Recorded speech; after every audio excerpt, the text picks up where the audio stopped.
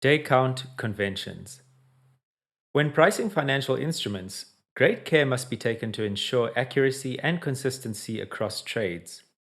One fundamental principle in pricing instruments involves understanding the exact tenor of the instrument and what basis two parties use to determine that tenor. Different markets will have different conventions when it comes to determining the number of days between two given dates. These conventions are important when calculating accrued interest on investments and are usually set by exchanges or governmental statutory bodies. We will look at some of these conventions below. Actual over 360. Here, the exact number of days between two dates is used, and a 360-day year is assumed. This convention is used for money market deposits and floating rate notes in the USA. Actual over 365 fixed. The exact number of days between two dates is used, and a 365-day year is assumed, irrespective of leap years. This is used for money market deposits and floating rate notes in various jurisdictions around the world. Actual over actual, also known as actual over 365. Here, the exact number of days between two dates is used, and a 365-day year is used, with 366 days used for leap years. Typical uses for money market instruments in South Africa, Britain, Australia, Hong Kong, and New Zealand. 30 over 360 or bonds basis. For a full month, 30 days are assumed, including February. And for a fraction of a month, the exact number of days between two dates is used. A 360-day year is assumed. This is typically used for bonds in South Africa. 30E over 360. Here, 30 days per month are assumed except for February, where 28 or 29 days are used. A 360-day year is assumed. This is typically used for bonds in Sweden and Switzerland. Let's look at a few examples. Let's calculate the fraction of a year between the 19th of February 2020 and the 16th of April 2020 using 1. An actual over 360 basis, 2. An actual over 365 fixed basis, and 3. An actual over 365 basis.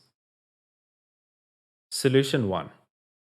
For an actual over 360 basis, we assume February has 29 days, which is true because 2020 was a leap year. March has 31 days, and the year we assume to have 360 days.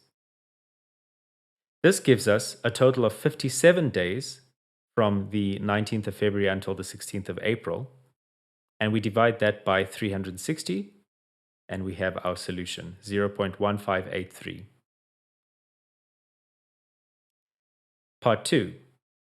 For an actual over 365 fixed basis, we assume February has 29 days, March has 31 days, but that the year has 365 days.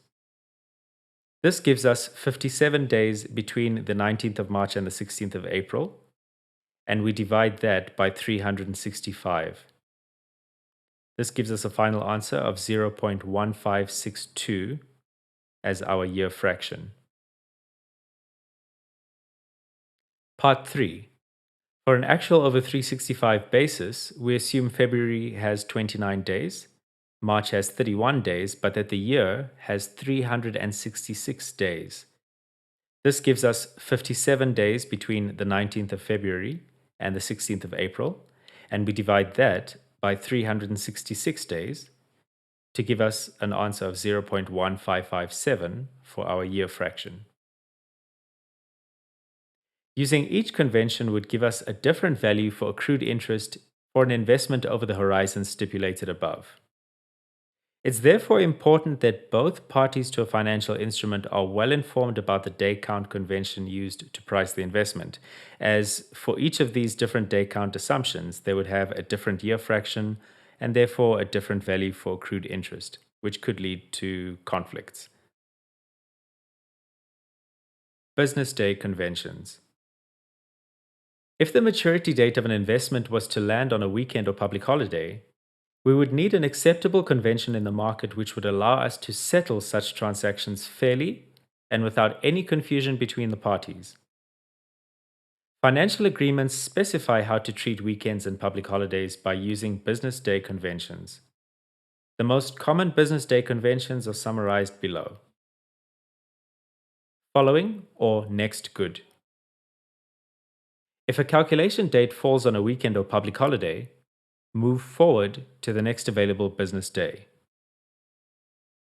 Preceding or previous good.